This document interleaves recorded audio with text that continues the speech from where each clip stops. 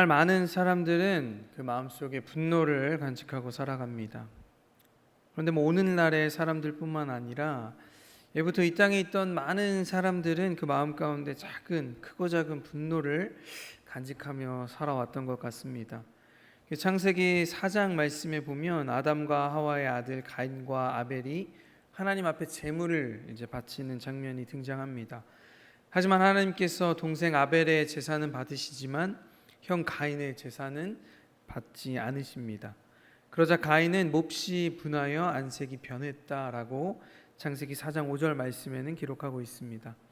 이렇게 성경에 등장하는 인물들 그 속에도 분노가 있었음을 우리는 알 수 있습니다. 그런데 오늘 우리가 함께 읽은 본문 말씀에 하나님께서 모세를 한마디로 이렇게 정의하고 소개하고 계시는데 무엇이냐면 이 사람 모세는 온유함이 지면에 모든 사람보다 더하였다라고 이렇게 이야기하고 계십니다. 여러분 쉽게 이야기하면 이러한 이야기죠. 내 종 모세는 온유한 사람인데 이 세상에서 그 사람보다 온유한 사람이 없다. 이러한 뜻입니다. 하지만 여러분들이 성경을 이렇게 읽어보시면 아시겠지만 과연 모세가 우리가 생각하는 온유한 사람처럼 보이십니까? 저는 출애굽기 민수기를 읽으면서 과연 정말 모세가 온유한 사람인가 그러한 의문이 들었던 적이 있습니다. 어떤 면에서는 온유한 사람처럼 보이지만 하지만 어떠한 면을 볼 때에는 온유랑은 좀 거리가 멀지 않은가. 온유함이 지면의 모든 사람보다 덜 정도로 온유한 사람 같지는 않아 보였습니다. 여러분 우리가 생각하는 온유는 사람들을 굉장히 상냥하고 친절하고 정말 화도 한 번도 안 내는 그러한 사람이 온유한 사람 같은데 하나님께서 보시기에 온유함은 따로 있더라고요.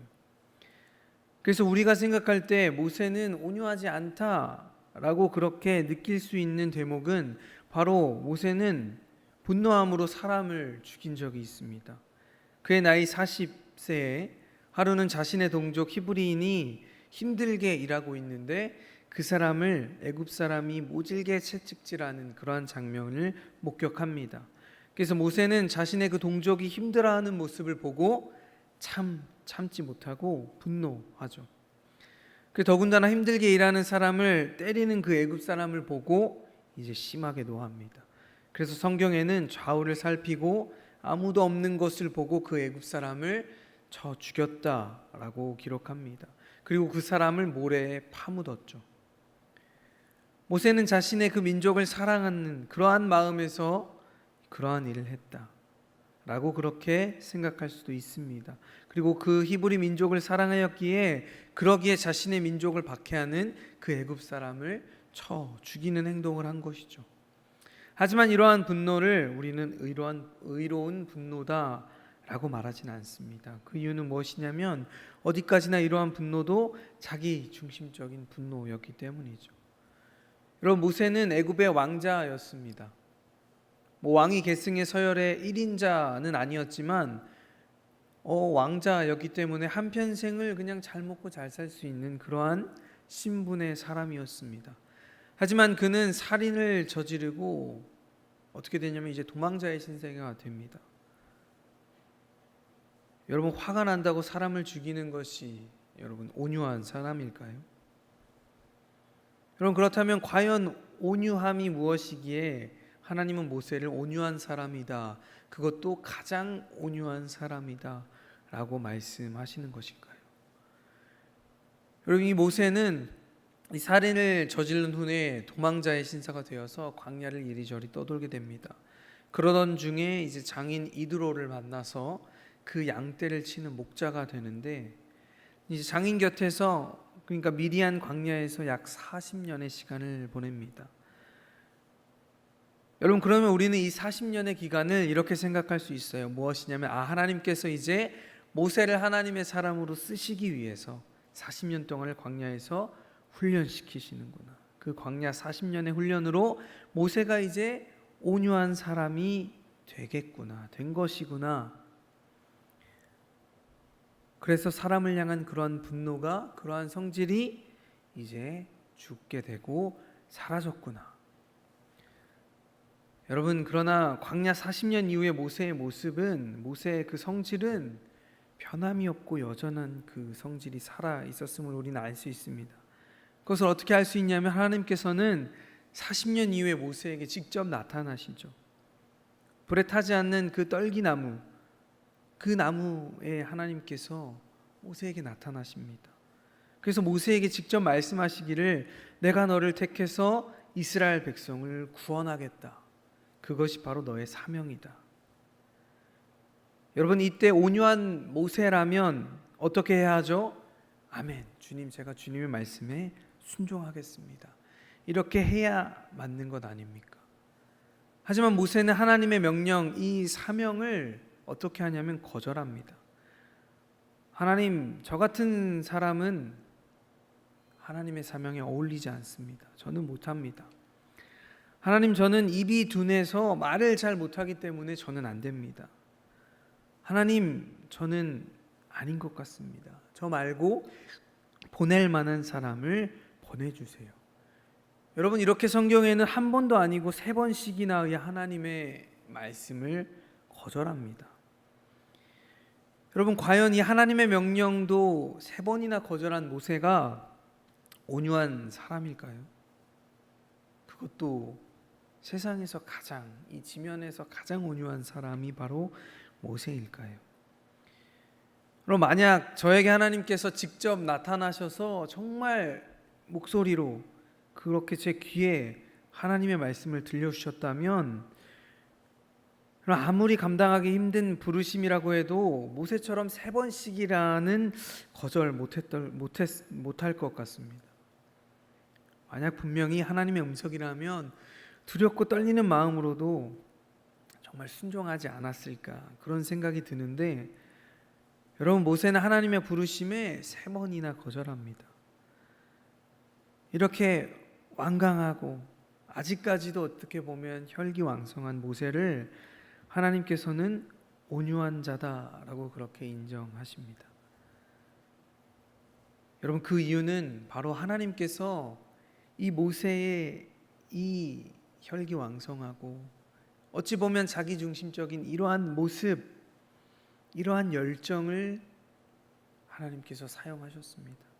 하나님께서는 모세의 그 있는 그대로를 사용하시고, 때때로는 분노하는 그 분노를 하나님의 의로운 분노로 바꾸셔서 하나님께서는 모세를 하나님의 사람으로 빚어가셨습니다.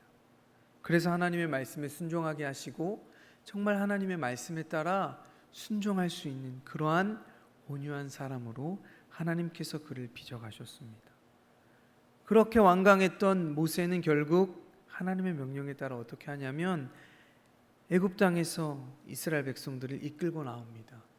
약 200만 명이나 되는 어마어마한 사람의 숫자를 끌고 이제 광야로 나오는 거죠. 여러분들도 속회나 아니면 조그마한 모임을 이끌어 가보시면 아시겠지만, 여러분, 한두 명의 사람의 마음을 하나 되게 하고 이끌어가는 것도 어떻게 보면 너무나도 힘들고 어렵습니다. 그런데 모세는요, 2만 명도 아니고 200만 명이나 되는 그러한 많은 사람들을 이끌고 하나님의 뜻에 따라 그렇게 광야길을 나섭니다. 얼마나 힘들고 어려웠을까요? 그렇지만 그때마다 모세는 하나님께 기도하고 하나님의 뜻을 구하고, 하나님, 무엇이 하나님의 뜻입니까? 어떻게 제가 이 백성을 하나님의 그 땅으로 인도해야 할까요? 그렇게 기도하고 순종하는 그러한 사람이 바로 정말 모세였습니다. 여러분, 그런데 한 가지 이제 사건이 벌어지는데, 이런 상황 가운데 모세가 시내산에서 하나님께서 명령하신 그 십계명을 받는 그러한 사건이 이제 있죠. 그런데 그 기간 동안 이스라엘 백성들이 어떻게 하냐면 금송아지를 만들어서 이제 제사를 지냅니다. 아무리 기다려도 모세가 내려오지 않자 이제 두려움에 빠진 이 백성들이 하나님을 대신할 우리의 신을 만들어 달라, 그렇게 이야기해서 금송아지를 만들고 이제 금송아지를 의지하려고 했던 것이죠. 여러분, 십계명은 하나님이 직접 이스라엘 백성들을 위해 돌판에 새겨주신 명령입니다. 이제 모세가 그것을 받아 내려오다가 이제 백성들이 금송아지를 만들어서 이제 그것을 막 숭배하는 모습을 보고 어떻게 하냐면 분노하죠. 또 화를 냅니다. 그래서 그 자리에서 하나님께서 주신 그 돌판을 던져버립니다.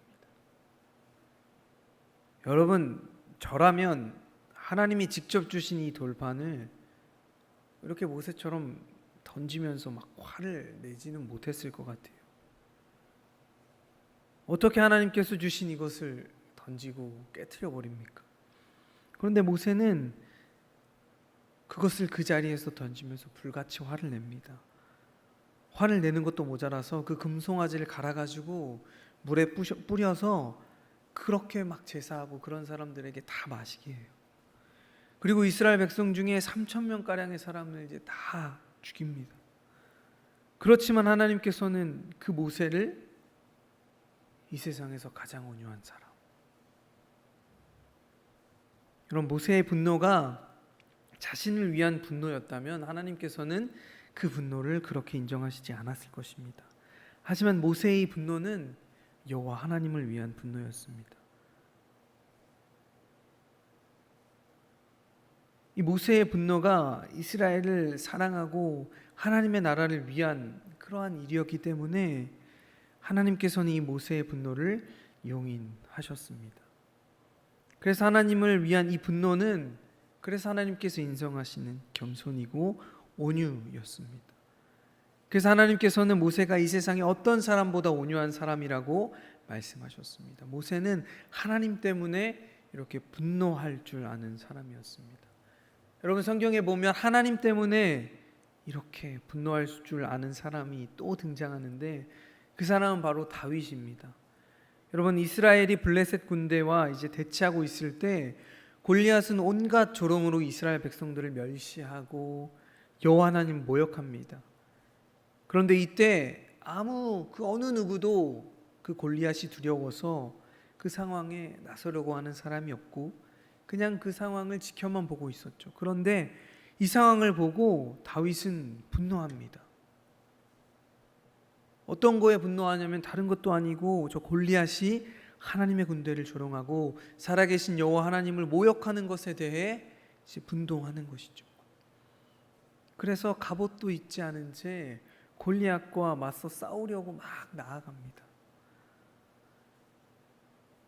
그래서 사무엘상 17장 45절부터 47절 말씀에 다윗이 이렇게 이야기하는데, 너는 칼과 창과 단창으로 내게 나오거니와 나는 만군의 여호와의 이름 곧 내가 모욕하는 이스라엘 군대 하나님의 이름으로 내게 나아가노라.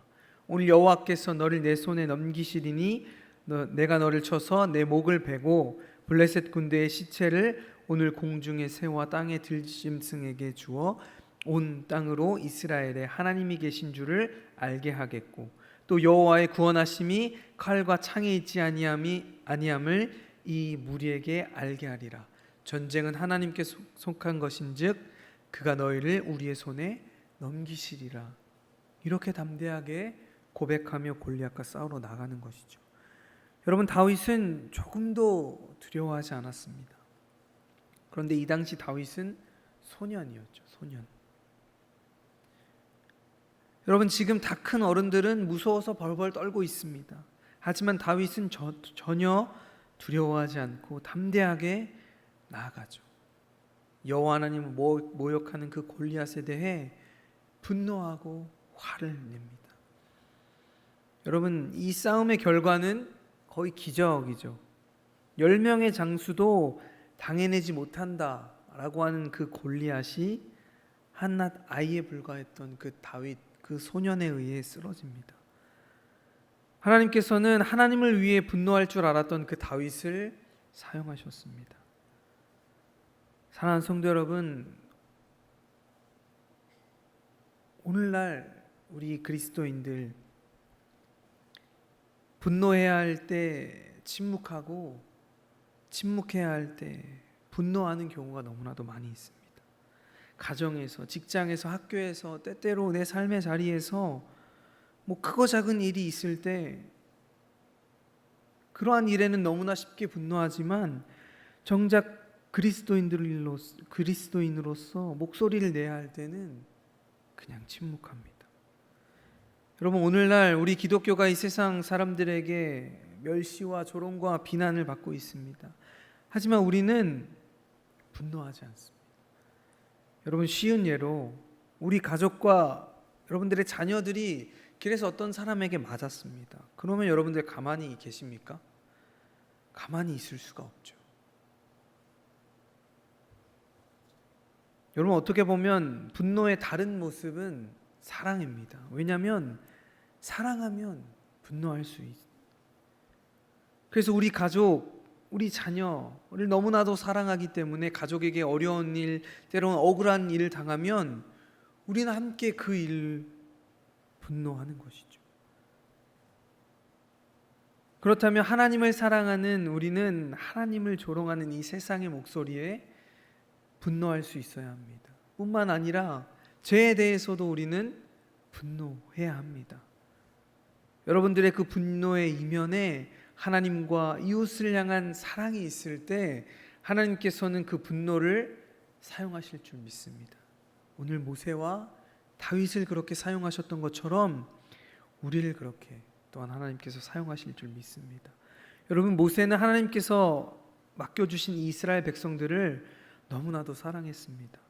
그 모습을 우리는 어떻게 알 수 있냐면 금송원지를 만들어 이제 숭배했던 이스라엘 백성들을 하나님께서는 내가 다 쓸어버리겠다. 그리고 그렇게 말씀하실 때 모세는 하나님께 애원합니다. 어떻게 애원하냐면 제 이름을 하나님의 그 생명책에서 빼버려도 좋으니까 제발 지금 이 이스라엘 백성들을 살려달라고 그렇게 하나님께 기도하고 애원합니다.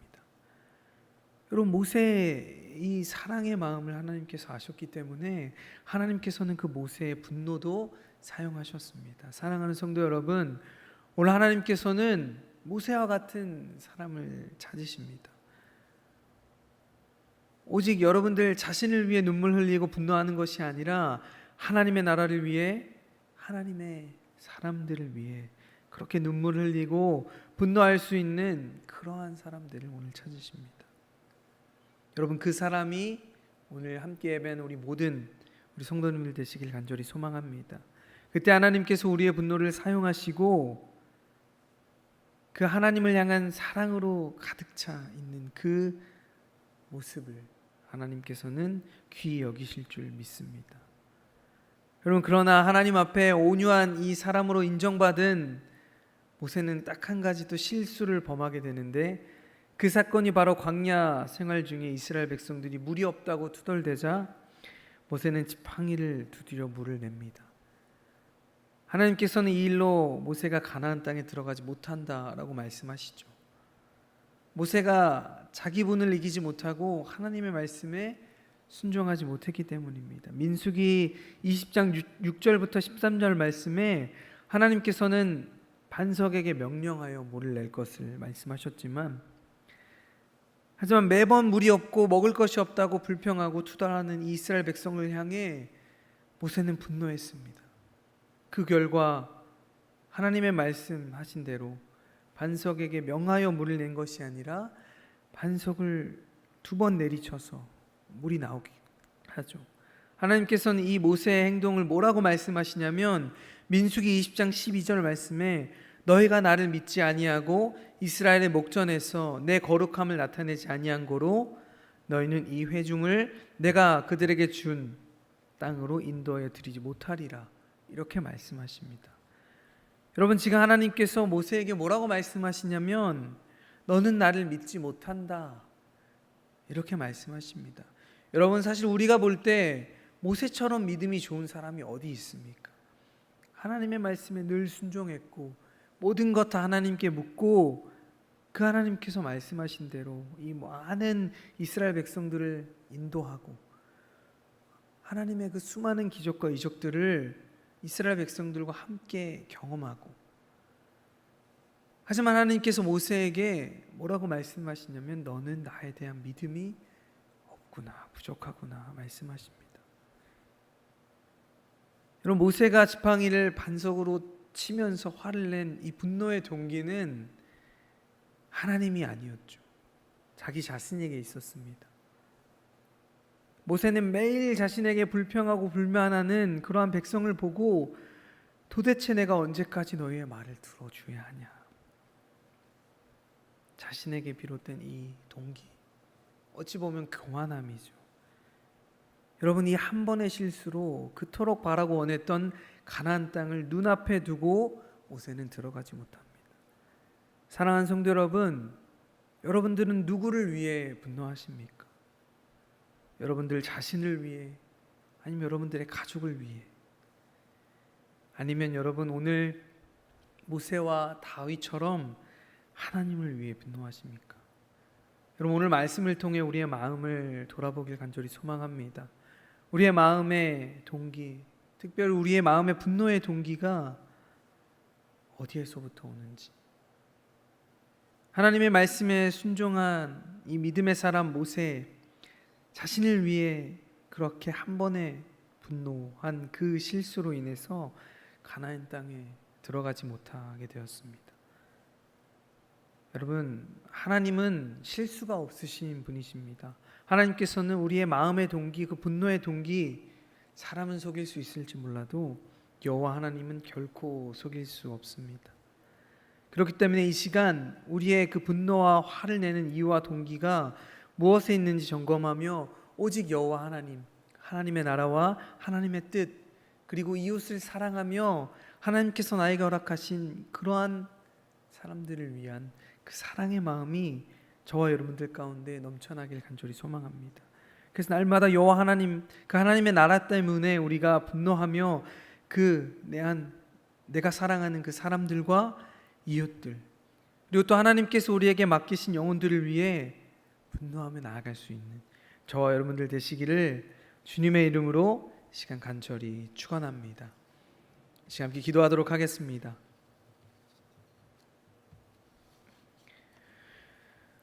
사랑의 주님, 감사합니다. 오늘도 주님의 말씀을 사모하여 이 자리에, 그리고 각자의 자리에서 예배하는 우리 모든 성도님들 가운데 큰 은혜와 복으로 채워 주시옵소서. 날마다 주님을 사랑하게 하시고 그 사랑 안에 주님을 위한, 그리고 이 세상을 향한 분노가 있게 하여 주시고, 그 분노를 또한 하나님께서 사용하셔서 그래서 우리의 삶에 하나님께서 역사하시는 모습을 보게 하여 주시옵소서. 그래서 우리의 마음의 동기가 늘 언제나 주님, 하나님의 나라에 있길 원합니다. 그래서 주님 때문에 순종하고 주님 때문에 우리가 멈춰설 수 있는 그 믿음의 우리 모든 성도님들 될 수 있도록 인도하여 주시옵소서. 그래서 우리가 늘 언제나 하나님의 나라를 위해 쓰임받고 거룩하고 복되게 나아가는 우리 모든 성도님들로 주님 세워 주시옵소서. 감사드리며 우리 주 예수 그리스도의 이름으로 간절히 기도하옵나이다. 아멘.